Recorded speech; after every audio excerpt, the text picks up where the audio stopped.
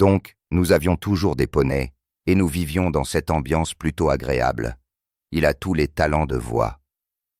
Enfant, je pouvais probablement monter à cheval avant un collier, une promesse et le point de rupture d'une reine.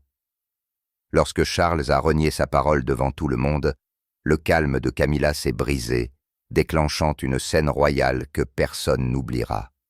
À l'intérieur du palais de Buckingham, tout scintillait d'impatience. Le gala royal de 2025 n'était pas un événement comme les autres. C'était la nuit où la monarchie prévoyait d'éblouir le monde. La salle de bal brillait de lustres dorés et le personnel se déplaçait avec précision. Mais derrière cette perfection polie, des chuchotements emplissaient les couloirs.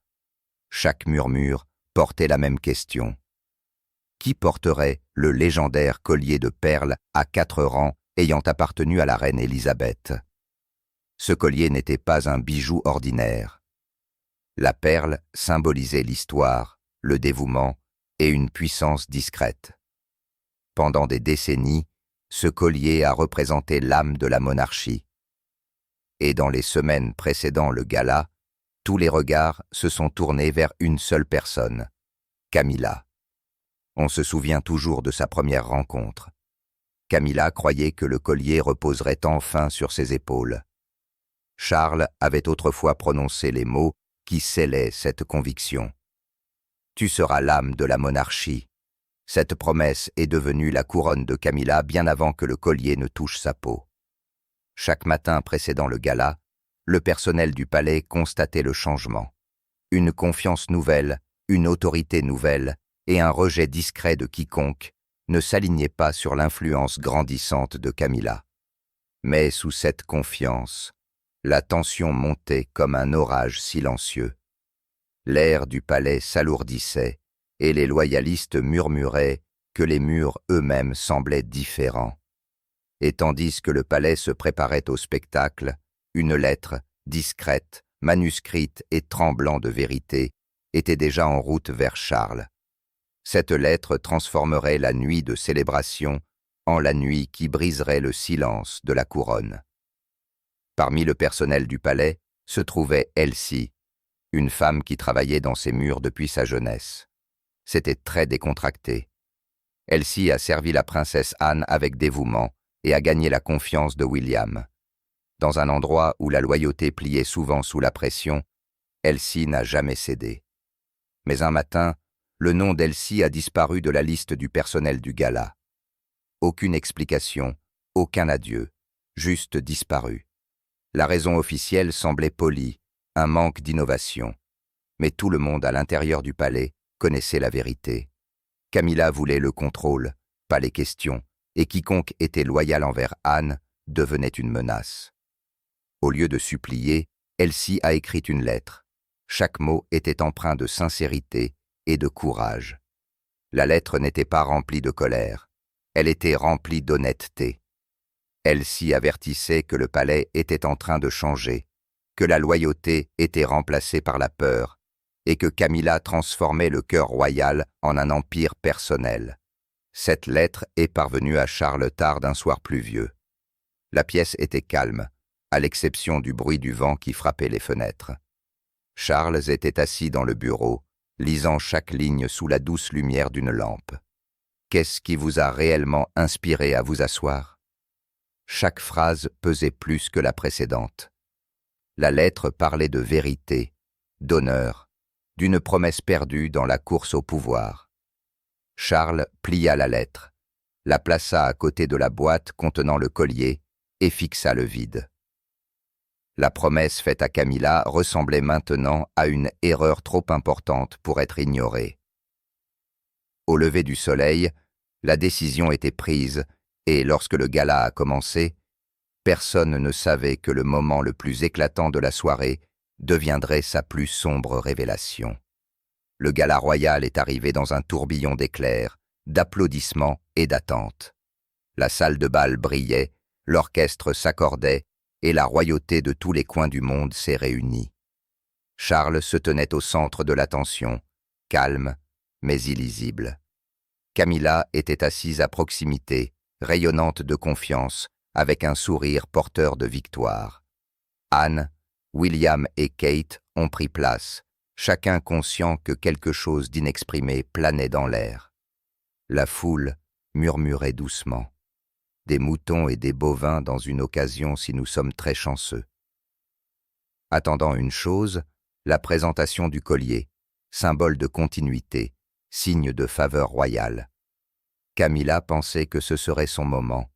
Des années d'attente, des années de jugement, des années passées aux côtés du pouvoir, mais jamais vraiment à l'intérieur. Ce soir, tout cela serait récompensé. Charles souleva la petite boîte en velours et la pièce se tut. L'orchestre s'arrêta. Chaque caméra pointa vers l'avant. Camilla se redressa, prête pour le moment qui scellerait enfin sa place dans l'histoire. Mais les yeux de Charles ne croisèrent pas ceux de Camilla. Ils se tournèrent lentement, délibérément vers Anne. La salle se figea. Charles ouvrit la boîte. Les perles brillaient doucement sous les lumières, et au lieu de se diriger vers Camilla, Charles s'avança vers Anne. Le geste était calme, respectueux, mais dévastateur. La foule haleta. Les caméras crépitèrent plus vite. L'expression de Camilla passa du triomphe à l'incrédulité en un instant. Charles présenta le collier à Anne. Le symbolisme était indubitable. La promesse faite à Camilla était oubliée.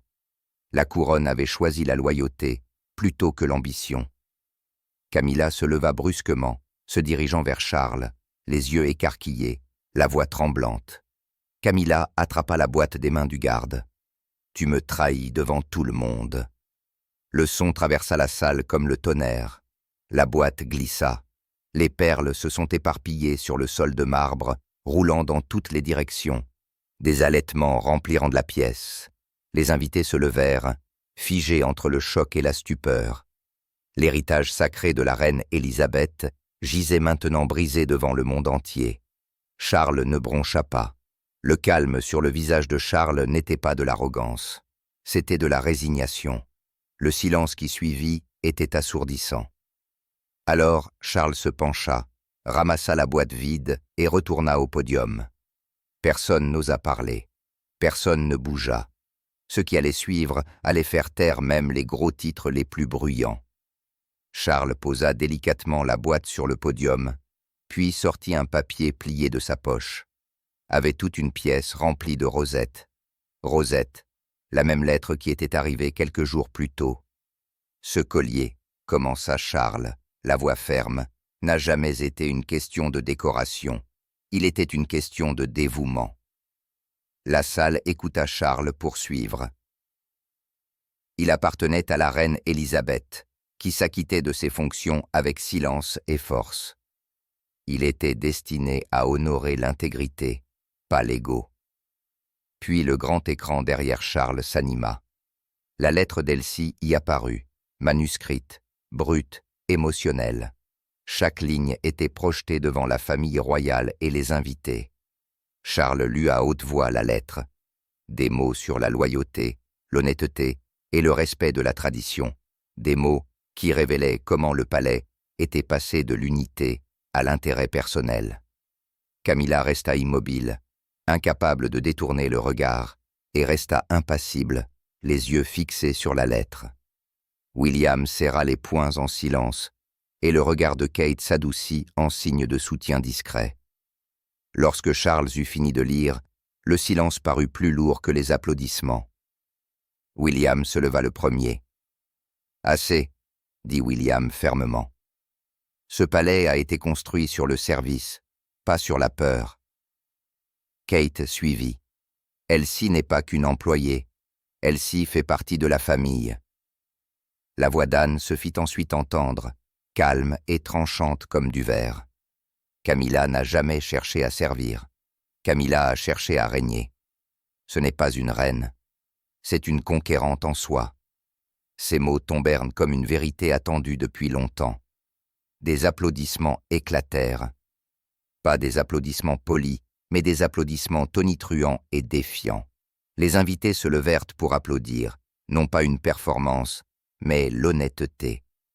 Et à ce moment-là, l'avenir de la monarchie a changé. Quelques jours plus tard, les portes du palais se sont refermées discrètement sous un ciel gris. La calèche de Camilla s'éloigna du palais de Buckingham, devant des photographes qui n'avaient plus rien à capturer. Camilla arriva dans une grande résidence du Wiltshire, un manoir avec des jardins s'étendant jusqu'à l'horizon, mais aucun rire ne résonnait dans les couloirs. Le personnel était minimal. Un chauffeur, un cuisinier, un jardinier, aucun conseiller royal, aucun appel incessant, juste le silence. Mais je pense que je dois admettre qu'au final, j'ai probablement fini par... Chaque matin commençait de la même manière. Camilla se promenait dans le jardin, buvait du thé froid et lisait des titres qui ne mentionnaient plus son nom. Chaque page parlait d'autres personnes.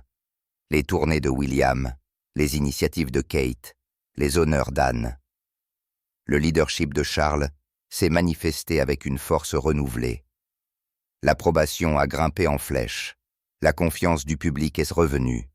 La monarchie semblait renaître, plus unie, plus humaine. Pour Camilla, le silence est devenu un miroir. Le téléphone resta immobile. Les grandes pièces résonnaient de vide. Les amis qui venaient autrefois lui rendre visite ont cessé de venir. Les invitations n'arrivaient jamais. Camilla passait ses soirées près de la fenêtre, à regarder les tempêtes passer. Chaque éclair se reflétait sur la vitrine qui contenait autrefois le collier. Camilla a commencé à écrire des lettres, pas à Charles, pas au palais, mais à elle-même. Chaque page était remplie de réflexions. Je voulais seulement du respect. J'ai attendu pendant des années. Pourquoi cela n'a-t-il pas pu suffire? Les réponses ne sont jamais venues. L'encre séchait et la vérité se déposait comme de la poussière. Le matin est arrivé avec un ciel gris doux et le vent murmurant à travers le jardin. Camilla sortit, sa robe frôlant l'herbe, les yeux distants. Le domaine était magnifique, mais chaque vue portait un souvenir. Le collier, autrefois le rêve, autrefois le symbole, était devenu un fantôme de sens. Camilla comprit enfin ce que Charles avait vu ce soir-là. Le collier n'était pas une question de statut, c'était une question de responsabilité. La reine Élisabeth portait ses perles pour se souvenir de son devoir, pas de son désir. Et Charles, en les rendant à Anne, a rétabli cette vérité. Camilla réalisa que la couronne n'avait jamais été perdue. Elle avait été préservée par l'acte même qui lui avait brisé le cœur. Le moment n'était pas une trahison, c'était un équilibre. Camilla se tenait tranquillement dans le jardin, entourée par le vent et le silence. Le reflet était clair.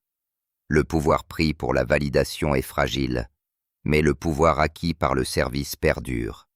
Cela vous emmène dans une sorte de multitude de mondes différents.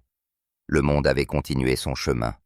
La monarchie se tenait plus haute, plus stable, plus forte. William dirigeait avec confiance.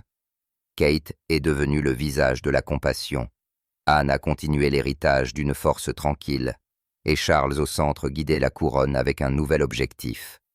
Le nom de Camilla s'est estompé de la vie publique, mais l'histoire est restée, une leçon gravée dans le marbre et la mémoire. « Il n'a jamais été question du collier », murmura un jour Camilla, la voix à peine audible, les yeux traçant l'horizon. Il était question de la couronne que j'ai essayé de tenir trop fort. Le gala royal de 2025 a commencé comme une nuit d'élégance et s'est terminé comme un tournant dans l'histoire. Ce qui était censé être une vitrine étincelante est devenu un règlement de compte.